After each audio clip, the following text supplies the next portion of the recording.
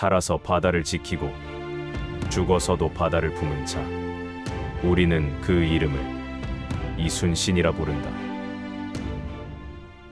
1597년 이순신은 죄인이었다.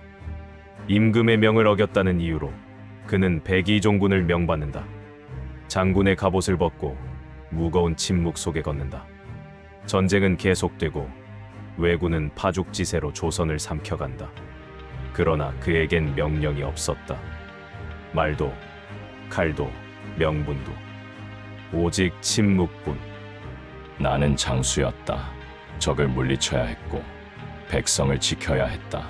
하지만 지금은 나는 죄인이다. 말없이 걷는 그의 걸음 뒤로 먼지가 인다. 마을 사람들은 그를 알아본다. 허름한 옷을 입은 사내가 조용히 고개를 숙인다. 한 아이가 어머니에게 묻는다. 엄마, 저 사람은 왜 저렇게 걷고 있어? 쉿, 그분은 장군님이시란다. 그 말에 이순신의 걸음이 잠시 멈춘다. 하지만 그는 고개를 들지 않는다. 자신의 이름이 아직 사람들 사이에 살아있다는 것이 버겁고 아프다. 시간은 잠시 과거로 흐른다. 임진왜란이 터지기 전날 밤, 그는 조용히 바다를 바라보고 있었다. 멀리 갈매기 소리, 바다 위를 비추는 달빛. 전하, 적은 반드시 바다로 올 것입니다. 저는 바다에서 그들을 막겠습니다. 그러나 그의 충언은 무시되었다.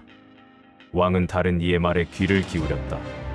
그 결과 조선 수군은 붕괴하고 그는 투옥됐다. 백의종군이 시작되었다. 그는 수군도 없고 무기도 없다. 가끔 밤마다 군막에서 그는 검을 꺼내 쳐다본다. 이 검은 적이 아닌 나를 겨누고 있군. 그의 속은 타들어간다. 전쟁은 계속되지만 자신은 손이 묶인 사람처럼 아무것도 하지 못한다. 왜군은 남해를 휩쓸고 나라 곳곳에 불길이 오르는데 그는 그저 걷는다. 어느 날 지나가던 산골 마을에서 노파 한 명이 말을 건다. 장군님 맞으시지요? 아닙니다. 저는 이제 장군이 아닙니다. 그래도 우린 아직도 장군님을 기다리고 있습니다. 아무도 믿을 수 없을 때 장군님만은. 그 말에 이순신은 고개를 떨군다. 눈물이 맺히지만 흘리지 않는다. 무너진 건 육체가 아닌 그의 믿음이었기 때문이다. 그는 병영에서 조용히 편지를 쓴다. 어두운 등불 아래 아들 이회에게 보낸다. 전장에서 싸우는 것이 두렵지 않다. 두려운 것은 내게 맡겨진 이름의 무게다. 회야, 너는 너의 길을 걸어라. 부디 너는 나와 같은 고통을 겪지 않기를 바란다. 1597년 칠천량 해전의 참패 이후 조선 수군은 완전히 붕괴됐다. 원균은 전사했고 수군의 배는 100여 척에서 12척으로 줄어들었다. 나라 전체가 무너질 위기. 그 순간 조정은 다시 그를 불렀다. 임금이 보낸 명은 단 하나의 문장.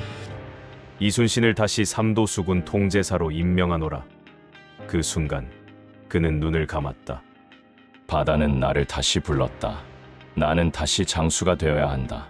그날 밤 그는 12척의 배를 바라본다. 이제 싸울 준비를 해야 한다. 기적은 침묵 속에서 시작된다. 아직 끝나지 않았다. 이순신은 통영으로 향하는 길목에서 한 어촌 마을을 지난다. 지붕이 무너진 집, 불에 탄 창고, 굶주린 개들이 쓰레기를 뒤지고 있었다. 한때 고깃배로 북적였던 포구는 침묵뿐이다. 그는 말없이 고개를 숙이고 걷는다. 한 걸음, 한 걸음. 발밑에서 뿌연 먼지가 일어난다. 나는 이들을 지켜야 했던 사람이다. 하지만 나는 그 자리에 없었다. 마을 어귀에서 허름한 천막이 보였다. 임시 피난소였다. 몇몇 노인이 나무불을 지피고 아이들은 바닥에 웅크려 있다. 이순신이 들어서자 모두의 시선이 그에게 쏠린다. 하지만 누구도 소리를 지르거나 환호하지 않는다. 침묵이 흘렀다. 이내 한 어르신이 입을 열었다. 장군님이 맞으십니까? 그렇습니다. 당신이 계셨다면 우리 마을은 이 지경이 되지 않았을 것입니다. 이순신은 고개를 숙였다. 노인의 눈빛은 원망이 아닌 슬픔이었다. 슬픔은 무서운 것이다. 분노보다도 깊다. 그때 어린 소녀 하나가 다가왔다. 남루한 옷에 손에 쥔 건 조각난 조선 수군의 작은 기였다. 부러진 대나무에 매달린 낡은 천. 누군가 전장에서 주운 것이리라. 이거 진짜예요? 장군님이 썼던 깃발이에요? 이순신은 그 깃발을 천천히 받았다. 그는 조심스레 천을 만지며 고개를 끄덕인다. 그래, 저 깃발은 많은 이들이 지키기 위해 피 흘린 깃발이다. 소녀는 눈을 반짝인다. 그럼 이제 다시 싸우실 거예요?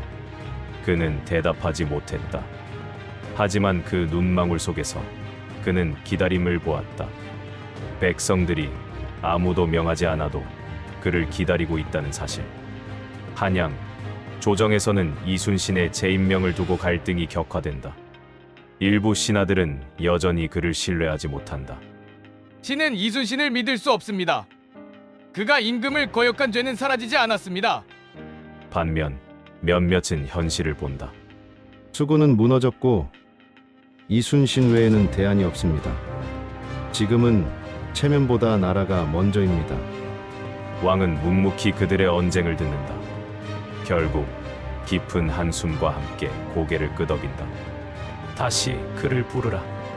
이순신은 한 외딴 초가집에서 소식을 듣는다. 조정에서 파견된 사신이 그에게 통제사 복권 명령을 전달한다. 자신은 무릎을 꿇는다. 전하께서 다시 바다를 맡기셨습니다. 이순신은 가만히 앉아 있다가 천천히 일어선다. 눈앞에는 아직도 민초들의 절망이 굶주린 눈망울이 떠오른다. 나는 장군이 아니다. 나는 그들을 지켜야 할 사람이다. 그가 돌아간 수군 본영 12처. 그것이 전부였다. 모래 위에 닻을 내린 채 바람에 흔들리는 배들. 병사들은 그를 보고도 처음엔 경례하지 않았다. 믿지 못하는 눈빛, 의심 가득한 침묵. 그는 단상에 올라선다. 천천히 병사들을 바라본다. 나는 다시 돌아왔다. 하지만 나 혼자 싸울 수 없다. 너희가 조선의 바다가 되어야 한다. 우리는 아직 끝나지 않았다. 그 순간 몇몇 병사들이 고개를 든다. 누군가는 눈물을 훔치고 누군가는 주먹을 쥔다. 드디어 천천히 하나 둘 경례가 이어진다. 중, 성. 그날 밤 이순신은 바다 앞에 홀로 앉아 있었다. 달빛이 그의 눈을 비춘다. 작은 파도가 모래사장에 부딪힌다. 그는 조용히 속삭인다. 나는 다시 바다를 지킬 것이다. 그 누구의 명령도 아닌 저 소녀의 눈망울을 위해서. 통제영. 바다를 마주한 진영에는 해풍이 세차게 불고 깃발이 펄럭인다. 그 깃발엔 희미하게 통제사라는 글씨가 적혀 있었지만 색은 바랬고 천은 찢어져 있었다. 이순신은 그 깃발을 바라본다. 그의 손엔 조정에서 새로 하사받은 장군의 갑옷이 들려있다. 하지만 그는 입지 않는다.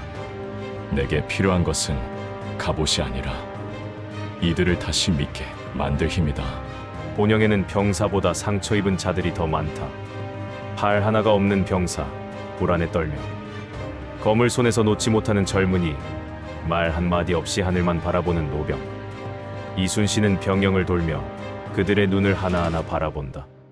그는 누구도 다그치지 않는다. 그저 묻는다. 배는 쓸 수 있겠는가? 네, 장군. 아직 부서진 틈 사이로 바다는 보입니다. 그 말에 이순신은 고개를 끄덕인다. 그럼 그 틈으로 우리는 다시 나아가야 한다. 배는 12처. 병사는 200여 명.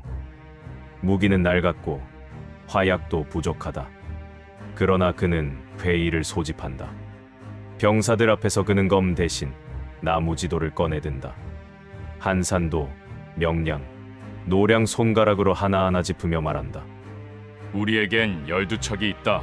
적은 100여 척을 넘고 우리는 그 절반도 되지 않는다. 그러나 우리가 싸우는 이유는 숫자가 아니라 믿음이다. 이 나라를 지키기 위해, 이 바다를 지키기 위해 나는 여기에 있다. 병사들은 술렁인다. 누군가는 눈을 피하지만 누군가는 고개를 든다. 이순신은 그날 밤 홀로 대장선으로 향한다. 그 배는 한때 한산도 대첩의 주력선이었다. 하지만 지금은 돛이 찢기고 가파는 물에 젖어 있다. 그는 돛대를 만지며 조용히 혼잣말한다. 함께 싸우던 자들은 다 어디에 있는가? 그 많은 바람, 불꽃, 절망을 견디던 이 갑판 위에서 나는 다시 걸어야 한다. 그는 노역병들과 함께 배를 수리한다. 손에 물집이 잡히고 밤새 손을 멈추지 않는다. 그 모습은 병사들의 마음을 조금씩 흔들어 놓는다. 정탐꾼이 돌아온다. 장군, 외수군 약 130여 척이 남해로 진입 중입니다. 칠천량 전투 후 우리가 무너졌다고 판단하고 밀어붙이려는 듯합니다. 모두의 얼굴에 공포가 번진다. 그에겐 단 12척. 싸움이 아니라 자살이나 다름없는 전투. 모두의 눈이 그에게 쏠린다. 이순신은 침묵 끝에 말한다. 저들이 생각하는 것처럼 우리는 무너지지 않았다. 전투는 이제 시작이다. 전투 전날 그는 병사들을 모아 연설한다. 나는 너희에게 이 전투에서 반드시 이기자고 말하지 않겠다. 다만 우리의 마지막이 되지 않기를 바란다. 우리가 이 바다를 지킨다면 이 땅의 백성들이 내일을 맞이할 수 있다. 그 한 가지 이유만으로 나는 싸우겠다. 그리고 너희도 나와 함께 해주길 바란다. 정적이 흐르다가 누군가 소리친다. 장군님이 싸우신다면 저도 싸웁니다. 그 외침이 점점 커진다. 함께 싸우겠습니다. 성! 준비를 마치고 그는 항해 전 최후 점검을 한다. 한 전령병이 그에게 묻는다. 장군님, 혹시 이번 싸움에서 우리가 모두 죽는다면? 이순신은 잠시 하늘을 바라본다. 밤하늘의 별이 총총하다. 우리는 죽지 않는다. 우리가 지킨 바다 위에 다음이 있을 테니. 다음 날 새벽 안개가 짙게 낀 남해 12척의 배가 고요한 물살을 가르며 나아간다. 배 위에는 고요하지만 단단한 결의가 흐른다. 이순신은 맨 앞배에서 바다를 응시한다. 이제 싸움의 시간이다. 믿음을 안고 바다를 건너리라. 1597년 10월 전남 해남 명량 해협. 그날 바다는 말을 잃은 듯 조용했다. 안개는 자욱했고 바람은 숨을 죽였다. 그러나 이순신은 조용히 바다를 응시했다. 그의 눈은 먼 곳 적의 진영을 꿰뚫고 있었다. 12척 그리고 적선 130여 척. 희망은 없었다. 하지만 그는 물러서지 않았다. 진짜 두려운 것은 숫자가 아니다. 사람의 믿음이 무너질 때 전쟁은 그제야 진다. 적군은 조선 수군이 완전히 붕괴했다고 믿고 있었다. 그들을 압박하기 위한 일제 공격은 한낱 마무리 작업에 지나지 않았다. 그러나 그날 아침 명량 해협 어귀에서 울려 퍼진 북소리는 그들의 예상을 완전히 깨뜨렸다. 북소리는 전열을 가다듬는 병사들의 심장을 뛰게 했다. 이순신은 대장선의 갑판에서 북을 직접 잡는다. 지금 이 북소리는 단지 신호가 아니다. 이는 우리가 살아있음을, 조선이 살아있음을 세상에 알리는 심장의 박동이다. 대다수 병사들은 아직 젊은 자들이었다. 그들은 두려움에 떨었다. 누구도 승리를 확신하지 않았다. 하지만 그 두려움 속에도 그들은 장군의 눈을 바라보았다. 그리고 그 눈 안에서 단 하나의 감정을 보았다. 책임. 장군님은 도망가지 않으셨다. 그분이 앞에 선다면 나도 뒤돌지 않겠다. 하나 둘 병사들은 창을 들고 화살을 준비하고 거북선의 포를 가동하기 시작한다. 해가 수평선 위로 얼굴을 비췄을 때 적군의 막루에서 조선 수군의 12척이 모습을 드러낸다. 저들이 미쳤나? 왜군 장수는 비웃는다. 그들에게 이순신은 패장이었다. 이제 곧 괴멸될 이름 없는 함대. 하지만 그 순간 명량의 조류가 바뀌기 시작했다. 폭이 좁고 급류가 흐르는 명량 해협. 그 속도와 방향은 이순신이 정확히 예측한 바로 그 흐름이었다. 지금이다. 배를 돌려 좁은 물살로 적을 유인하라.